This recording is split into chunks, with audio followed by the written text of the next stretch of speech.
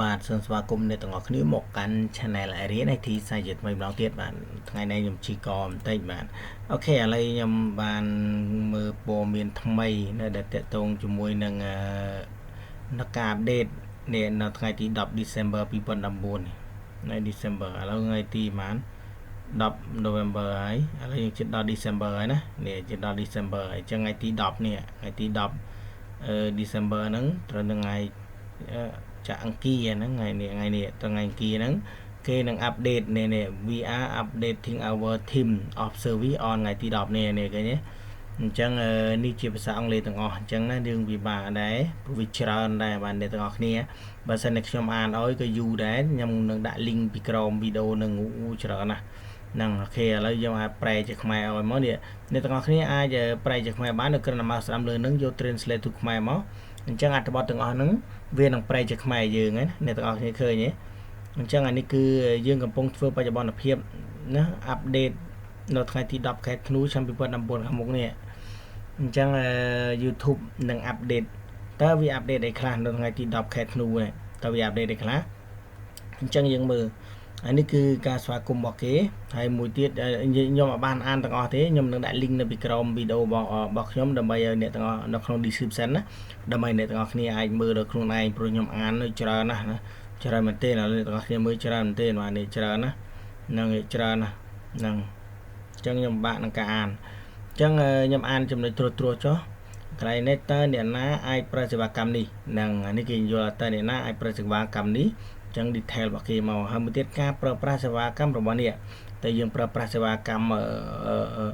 Google និង YouTube យ៉ាងម៉េចណាហើយមេត្តានិងការប្រព្រឹត្តរបស់នេះហ្នឹងហើយមេត្តាការប្រព្រឹត្តប៉ុន្តែវាមានកន្លែងមួយនេះដែលទីទៀតយើងនឹងដឹងហើយមួយទៀតគេដាក់ថាការផ្អាកគណនីនិងការបញ្ចប់នេះមានន័យថាវាបិទ YouTube យើងណា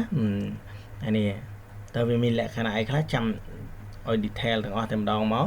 អំពីកម្មវិធីក្នុងសេវាកម្មនឹងដើម្បីភ្ជាប់ទៅកាន់ absent បានយើងមានអីសំខាន់ណាលក្ខខណ្ឌច្បាប់ផ្សេងៗណាលក្ខខណ្ឌច្បាប់របស់ YouTube យើងហ្នឹងហើយមួយទៀតហ្នឹងគឺលក្ខខណ្ឌច្បាប់ផ្សេងអំពីកិច្ចព្រមព្រៀងនេះច្រើនណាស់ហើយមួយទៀតគឺលក្ខខណ្ឌនៃសេវាកម្មនៅថ្ងៃទី10នៃការបច្ឆេទនេះតើគេដាក់ឲ្យខ្លះនេះច្រើនមែនទេនេះអ្វីដែលពិសេស key focus នៃកុមារនេះឥឡូវគេអាប់ដេតច្រើនណាតើអ្នកណាឲ្យប្រតិបត្តិកម្មនេះចឹងអាហ្នឹងដែលហ្នឹងហើយយើងនេះការដាក់កម្រិតខាងក្រមអនុវត្តចំពោះការប្រើប្រាស់សេវាកម្មរបស់អ្នកមិនត្រូវបានអនុញ្ញាតឲ្យនេះលោកមកជាតិនេះចឹងវាមាន10ចំណុចនេះមាន10ចំណុចត្រឹមនេះហ្នឹងហើយចឹងអាកន្លែងនេះខ្ញុំដាក់ក្នុង description ឲ្យព្រោះវាតិចចឹងណាហ្នឹងហើយចឹងដាក់ក្នុង description ឲ្យមកហ្នឹងចាំខ្ញុំ copy ដាក់ក្នុង description ចឹងអ្នកទាំងអស់គ្នាអាចមើលណាហ្នឹងហើយច្រើនណានៅក្នុងមានច្រើនមែនទេអញ្ចឹងអ្នកទាំងអស់គ្នាអាចចូលទៅមើលបានណាហ្នឹងហើយចូលទៅមើលបាននេះកំហុសនៃការពិចារណាត្រូវតម្រូវច្បាប់អនុវត្ត YouTube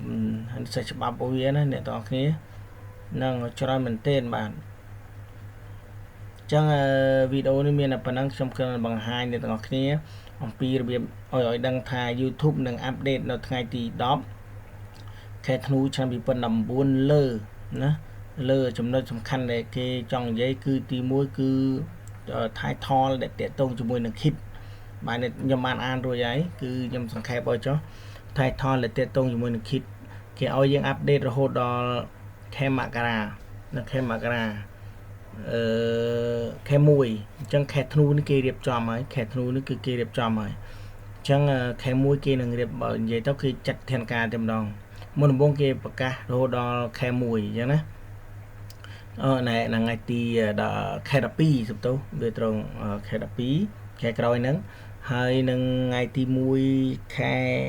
1ហ្នឹងថ្ងៃទី1ខែមករាហ្នឹងគេនឹងចាត់ចែងវិធានការនឹងទី1គឺវាអាចបិទ channel ដែលវាតាក់ទងជាមួយនឹង title ដែលតាក់ទងជាមួយនឹង YouTube ជាមួយអីតែក្នុងខែ12ហ្នឹងគេឲ្យយើង